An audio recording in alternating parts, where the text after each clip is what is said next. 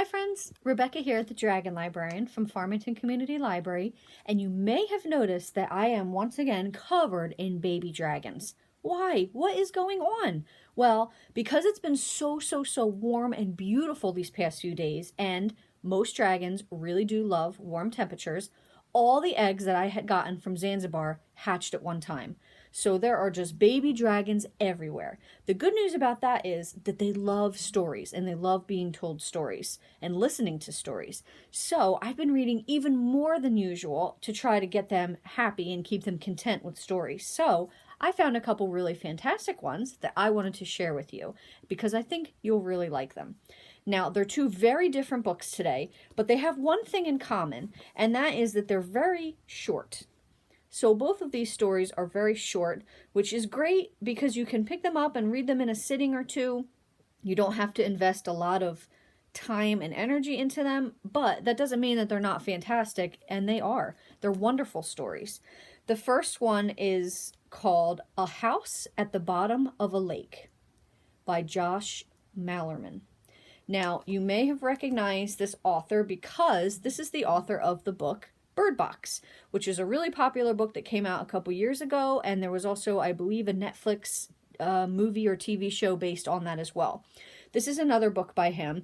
Now, Bird Box is very different from this one, so don't go into this thinking it's going to be the same. Bird Box, if you've read it, was very scary, terrifying book, psychologically speaking.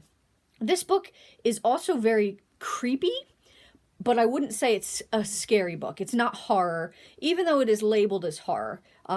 It has some negative reviews because of that very thing. It's being marketed as a horror book. It's not really a horror book. It's very intense. It's very creepy and thrilling, and it's going to definitely give you chills, but it's not overtly scary, in my opinion anyway.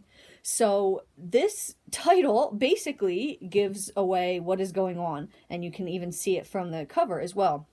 This is about a house that is at the bottom of a lake. And two teenagers stumble across it, James and Amelia. And they're on their first date, they're canoeing, they're experiencing, first love, first infatuation. And they end up getting to this second or third lake where they're canoeing that looks kind of abandoned and it's hard to get to. And when they're there, they see this house that's literally at the bottom of a lake. And when they explore it, they go down and check it out. It's fully furnished. It's not rotted. It's not coming apart like you would expect a house or anything that is at the bottom of a lake to do, which is very creepy. There's a coat rack in the hallway that is still there. Things aren't floating. They're just all stuck on the ground or on the wall or however they're supposed to be. So there's definitely something creepy. What is going on with this house? Why is it here? How long has it been here? Does anyone live here? And these two teenagers, as their relationship deepens, they become obsessed with this house. They learn how to scuba dive, and they get all this equipment so they can go down and just keep exploring this house. So basically, that's what this book is about. And like I said, it sounds very creepy, which it is. It's not very scary. So I would go into it like thinking about it being like a thriller, a psychological thriller, because that's definitely more along the lines of what it is, in my opinion. And I absolutely loved it. The ending is crazy. It's going to throw you for a huge twist. If you understand it, send me an email because I'm still trying to mull it over and figure out what was going on. But it's fantastic. I really liked it. And again, it's really short. You'll get through it quickly, like that probably, and very enjoyable. A House at the Bottom of a Lake. Next is another short book by an author that I absolutely love, Remote Control by Nnedi Okorafor. I'm sorry, I'm probably really mispronouncing that. And this is a science fiction story that is actually a subgenre of science fiction, which is called African futurism, which is different from Afrofuturism, which you might have heard. Now, this author actually coined the term African futurism, and she explains it in great detail.